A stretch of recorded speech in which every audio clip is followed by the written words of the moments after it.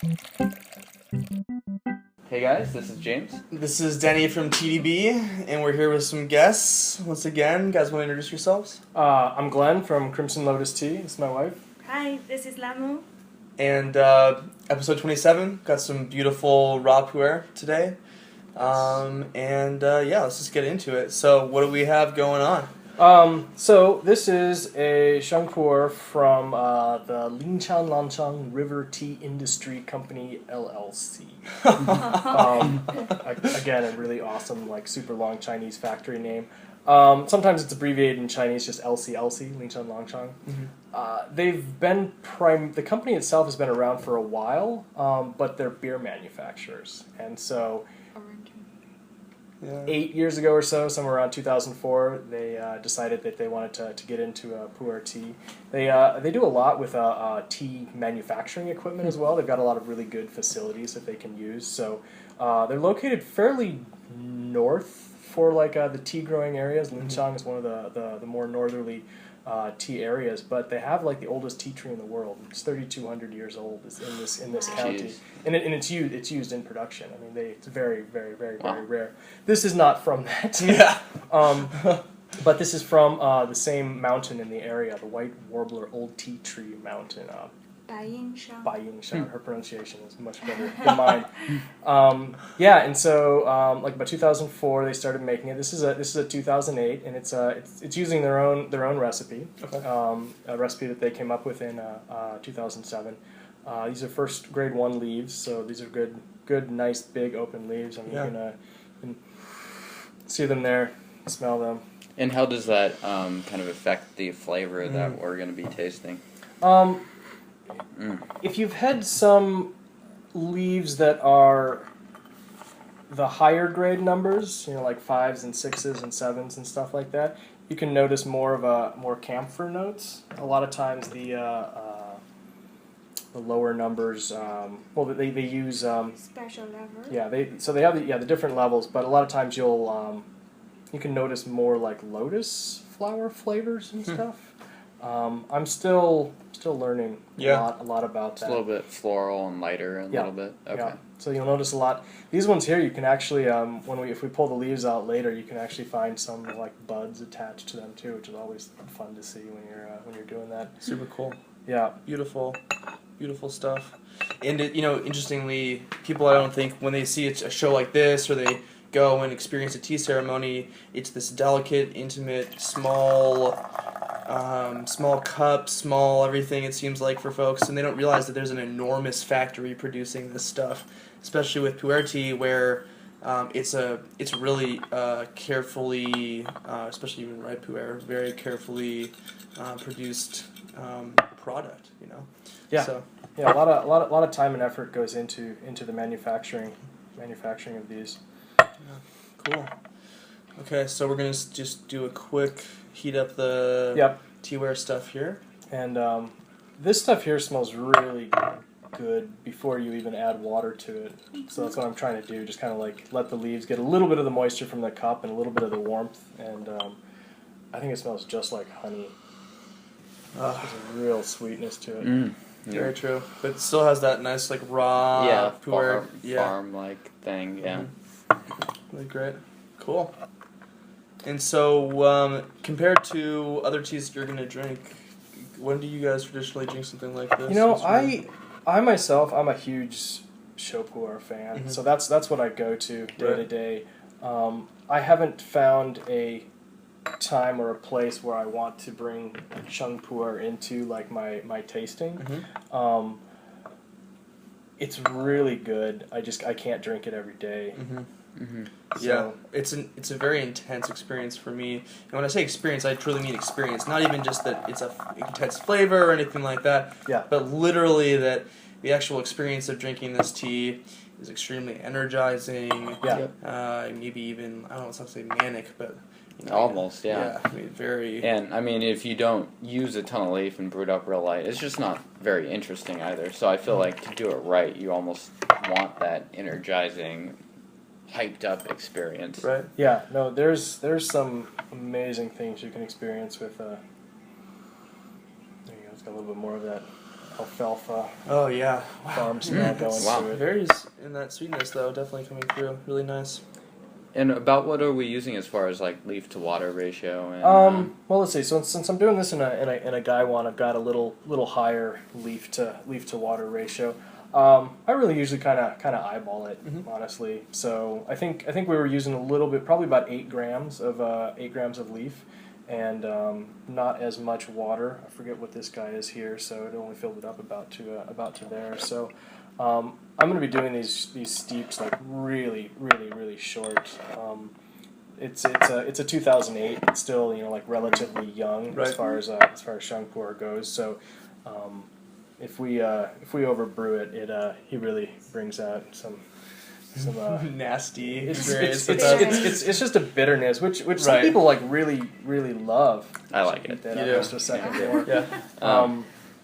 Yeah, I mean the bitterness is usually like balanced with sweetness, but sometimes if you don't get it just right for myself, my tastes, it can be a little too strong. I can actually get a little nauseous sometimes Yeah. for myself personally. Actually, yesterday I was brewing in my Yixing, and Yeah. I had a little particle get stuck there, so I'm like, uh-oh, I can't get it out. So I had made had a some super brew. yeah, it was a super brew, and it was some intense tea. When we talk about Puer being kind of a hyped experience, that was an extremely hyped experience. I threw the tea out and Yeah. kept going, but it was strong tea. I try not to throw out tea, but that time I have no regrets. I was gonna say sometimes it's just way too much. So super short steep times. Are you still using kind of off of the boil water here? Or? No, I've let this cool down for a while. I find for this, my experience, somewhere around 180. You know, Okay. sometimes after I've used the leaves for a little while, I can Yeah. get it up to 190. Definitely. But yeah, I had some really bad early experiences with it, primarily because I didn't understand the delicateness of Shang Pu'er. I thought it was like Shou Pu'er, and you could just throw whatever you wanted on there. Yeah. But it's still brewed up really dark for fairly dark for being such a young Shang, and first steeping. It'll actually darken up a little bit more, kind of get like a nice like really thick golden apple juice color going on. Yep. Beautiful. Yeah, let's do it. Cheers. Thank you guys.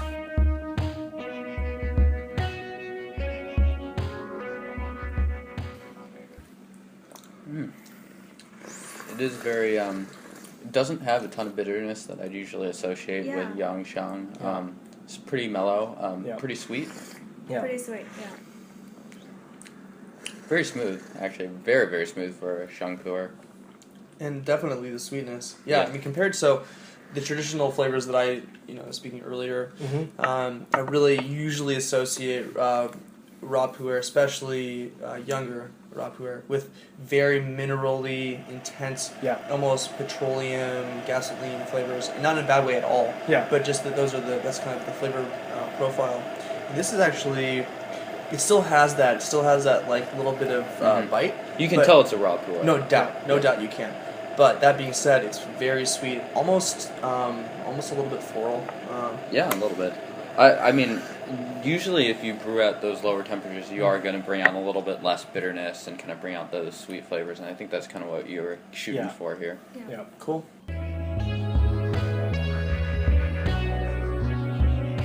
And so with something like this, how many times are you gonna steep this? The Gaiwan is basically full of leaf at this point, so in terms of the traditional kind of gongfu style, we're definitely there.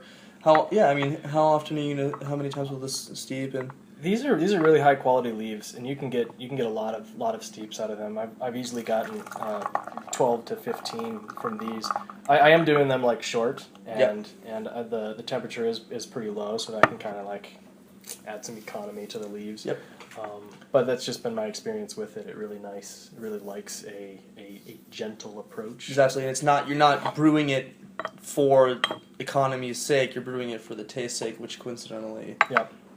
Is extending. Yep. And it kind of shows you that you can kind of tweak the brewing parameters to your liking. Personally, I go for higher temperatures for raw Pu'er, but it does tend to bring out pretty Sure. strong bitterness. We can do that. We can do that next if you want. That's We a kind of warm give a little bit of a stress test to it. You know, this is when I'm tasting something like this. All I can really think about is like I want a time machine because I want to see what this is going to taste like in 30 years. Oh, yeah. Right? Yeah. And like it. And speaking about tea storage, being in North America and being kind of like a purveyor of Pu'er teas, or at least in the future, what would you say about like kind of hobbyists or vendors storing their tea here? Because obviously the humidity and the climate is much different than Yunnan or Hong Kong or China. Yeah, I've been real concerned about that and done a lot of research. One of the blogs that I wrote about a month and a half back was me pulling some weather data from the area where our house is and kind of seeing what the temperatures and humidity were like over the year. And I was able to pull a dump of data from the last 7 years, so I got like a really good collection of it. And this area is surprisingly humid. We don't really know that. So We're in Seattle, by the way. Yeah, Seattle. We live just north of Seattle a little bit. So really, I feel that like natural storage is like the best option. You know, using as much of the climate that the earth will give you, you know, like the natural like course of the seasons and stuff. And you know, realistically there's not a lot of like examples of good long-term storage in the Seattle area. So 20 years from now, you know, we'll find out what we find out then. But I really feel that, you know, doing like a natural storage, you know, like keeping some windows open when you can, you know, getting some airflow in, you know, doing like the simple stuff, keeping it away from like really noxious smells, you know, like not above the kitchen, you know, like stove covered and stuff like that, you know, keeping the sun away from it. But yeah, I mean, the Western world is still really new to aging Puer, so.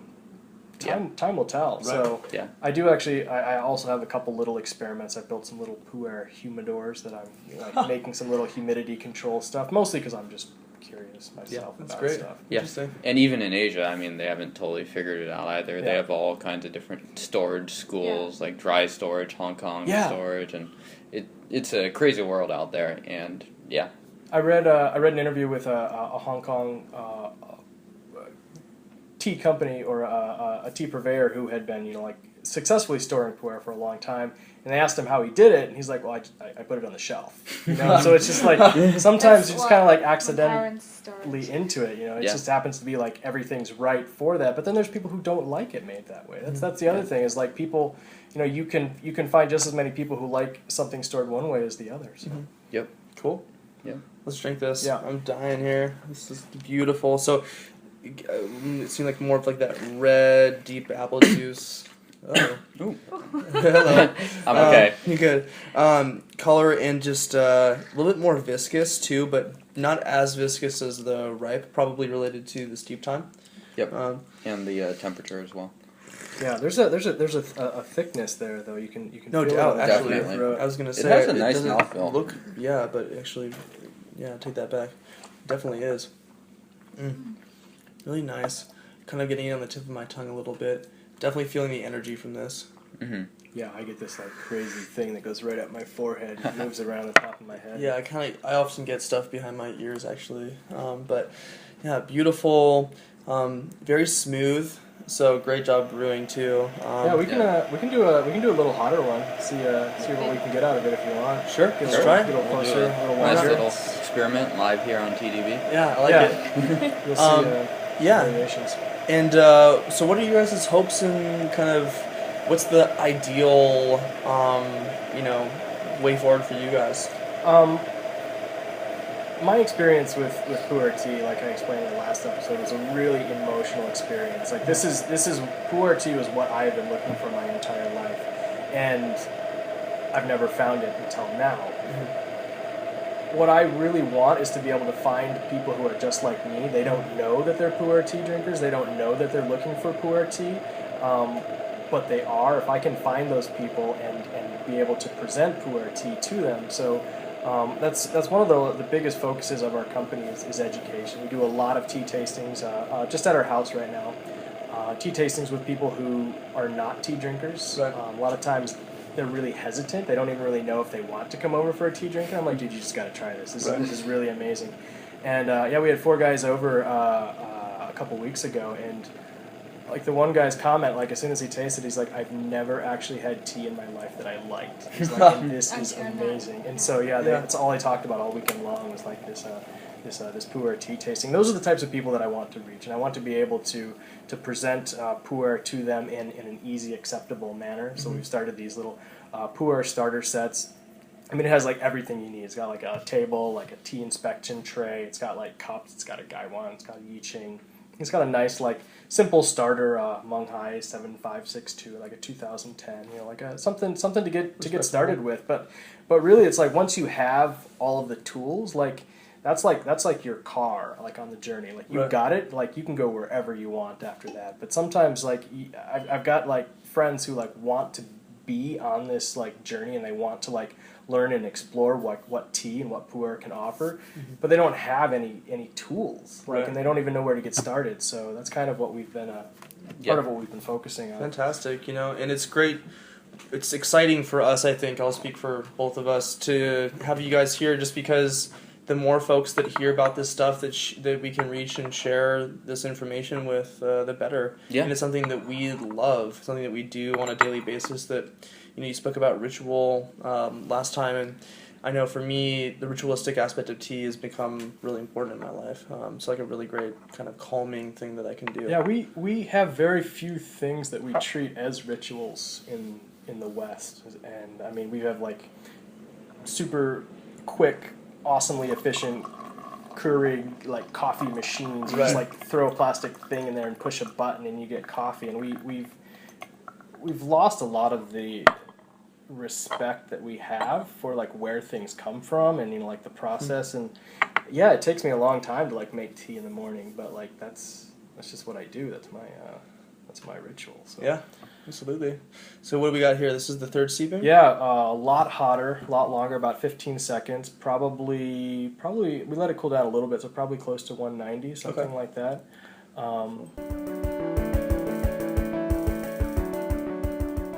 These leaves are big. They've even for 2008, they're starting to get some nice like redness around the edges and stuff like that. So you have kind of that dulled green. So.